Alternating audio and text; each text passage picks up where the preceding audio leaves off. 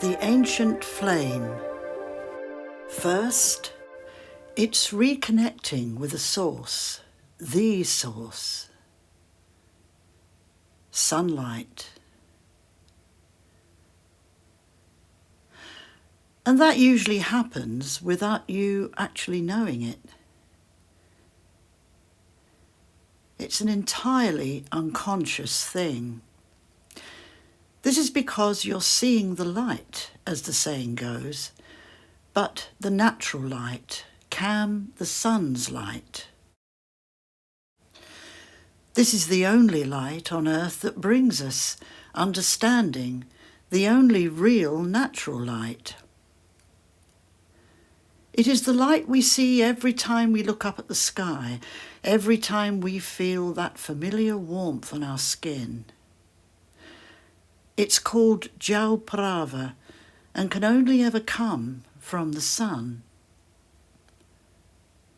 It puts us on a path to further understanding and ancient knowledge.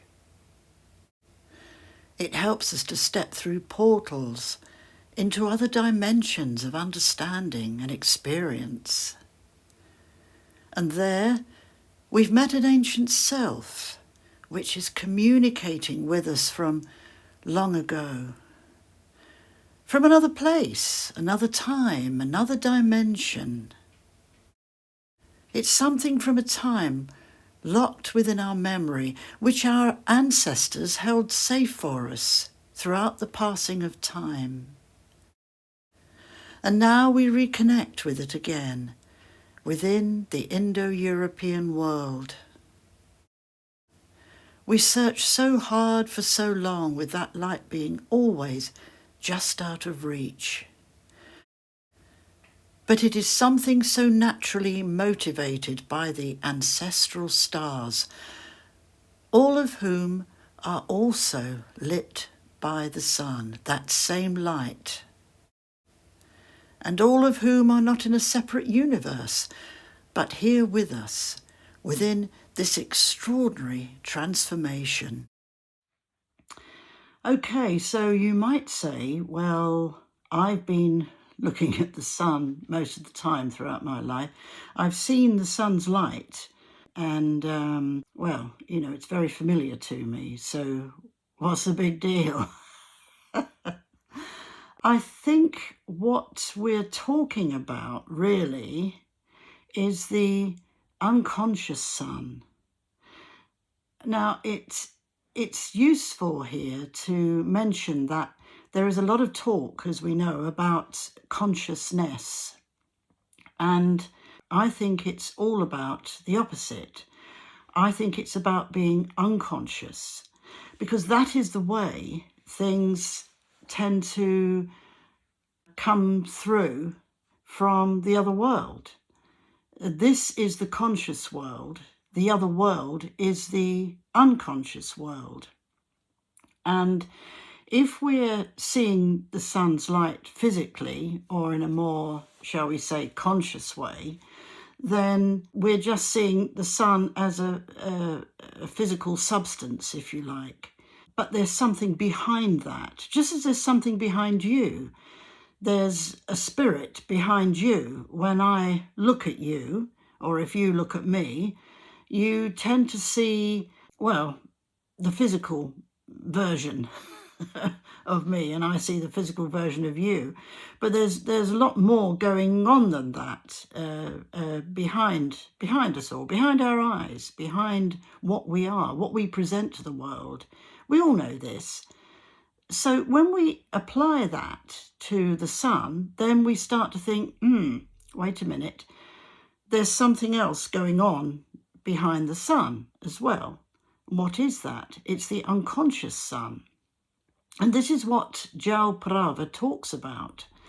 It talks about that essence of the unconscious. And if you are more in line with that, shall we say, if you are party to that, then you're going to be eligible to receive much more of what the sun has to offer you.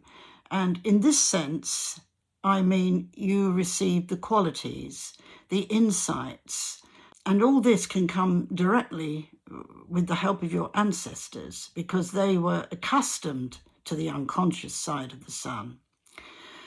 That's all they had. They didn't have lots of other things going on that the sun could take part in, like going on holiday and sitting on the beach and going for a nice walk in the sunshine. They didn't do that sort of thing. Better things to do. It's about time we started to see the sun as he really is, a personality, a character.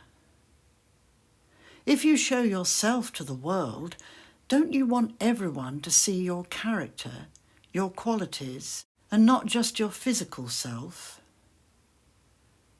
Don't you think that the sun is the same, someone with a name, someone who isn't a mere thing?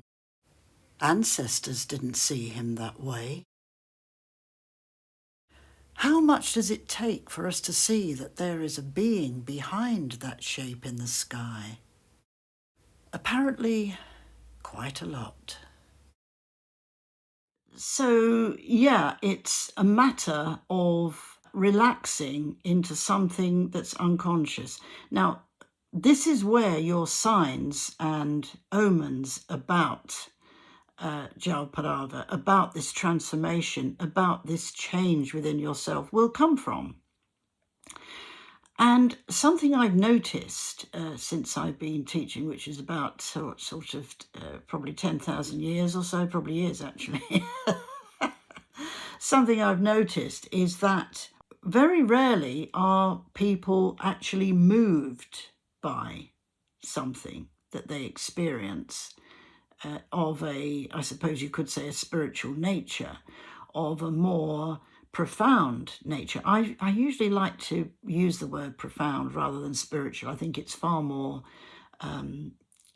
explicit in the sense of how it describes what we are experiencing when we're going through a transformation or a change, or looking at all these ideas within the discipline I'm talking about. Very few people are moved, and I think it's probably one of the things we need to consider. If we don't feel moved by something, then we're not really connecting to our souls. I did a whole video about what the soul is a little while ago, and so it'd be good to check that out, because I liken it to water. I liken it to emotion, because that's what it is. The Z is all about that. The Z means the soul, the heart, the mind. It means all the things that can be affected by emotion. So if you're moved by an experience, that is going to be a little bit of a currency to help you to connect with a transformation of the kind I'm talking about. So to go back to the beginning then, it's the sun's light, it's the sun's unconscious light interacting with the unconscious you.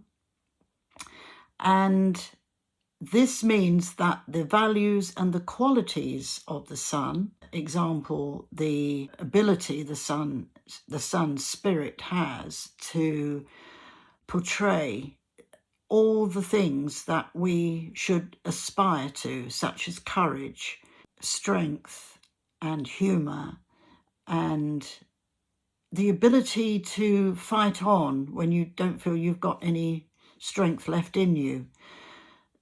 Love, compassion, care, but certainly the ability to experience a change in yourself. And I think all the greater ancestors, that is the sun, the moon, the earth and the sky, all of these have that capacity to give you that spark.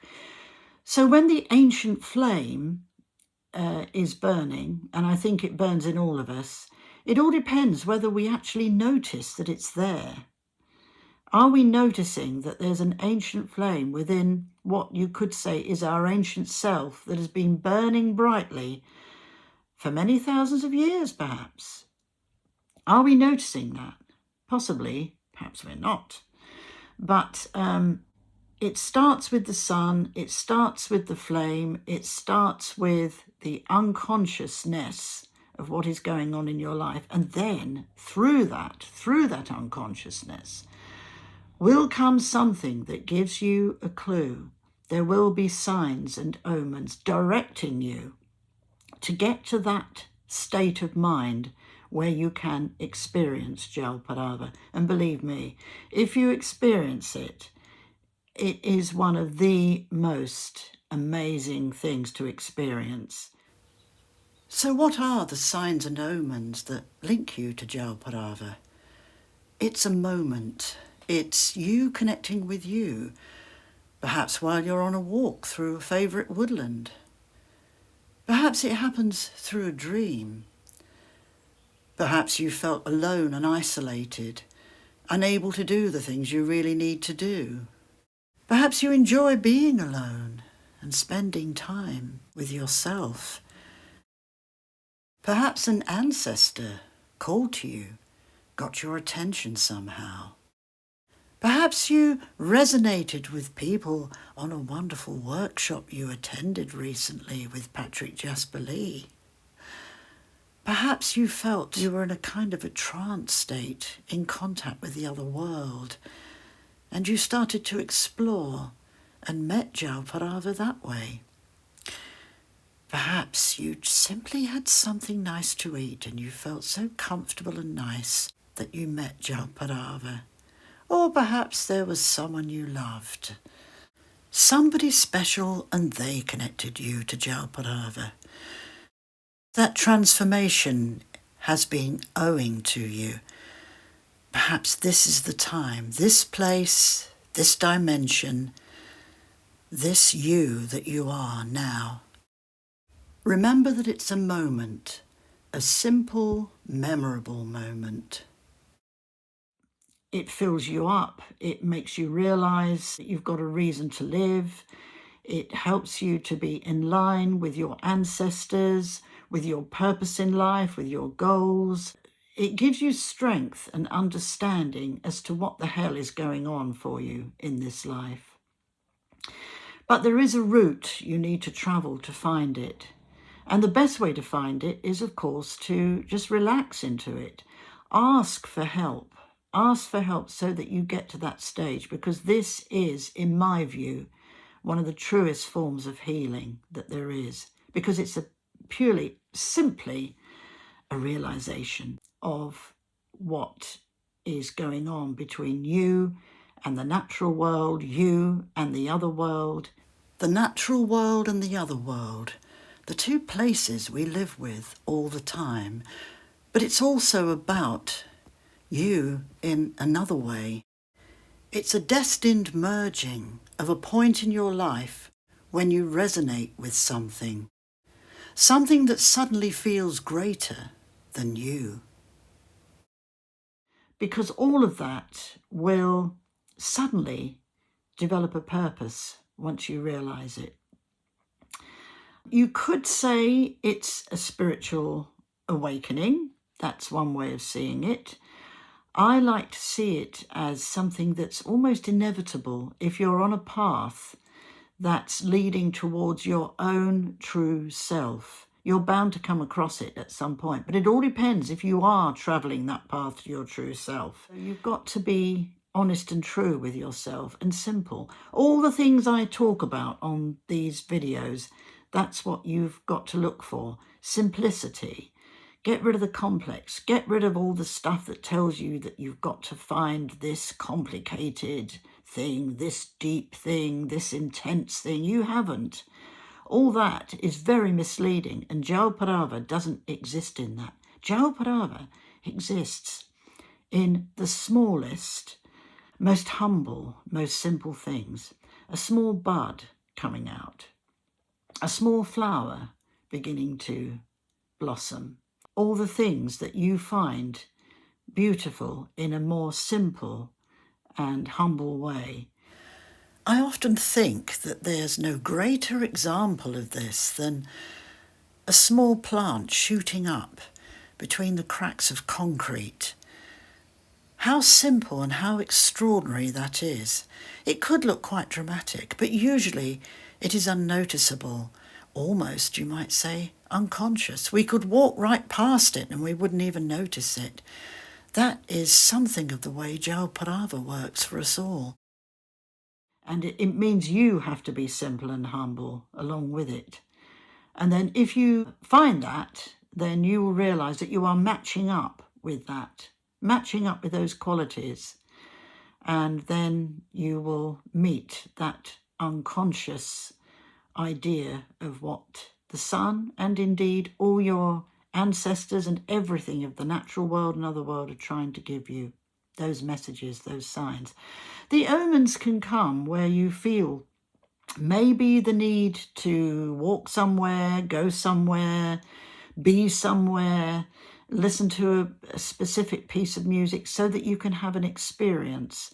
And it is a deeply moving experience. Jal Parava is what that is all about. And in the past, I've seen people with tears because they've met this. I've done it myself. And it has several stages. You don't just meet it once and that's it. It's something that sort of weaves through your life and comes in and out. But once you're on that path, once you meet it, you have a direct line, for want of a better term, with the other world and with all the beings from the other world who can help to guide you along. It will improve your life if you go on a search for Jal Parava. I suppose the best way to start is to simplify yourself. Simplify, simplify, simplify. I can't emphasize that enough. Get in touch with your unconscious self. You say, how do I do that? Well, you do that by just not really doing anything at all. Just allow it all to find you. Allow it to find you. You don't do any great conscious awareness and conscious meditations and conscious this and conscious that. That's not how our ancestors did it, because that sort of thing didn't exist then. They just allowed everything to flow. Allow your Z to flow and to give you messages. It's a big area because it really is an enriching, enlightening experience. So I hope Jal Parava crosses your path very soon.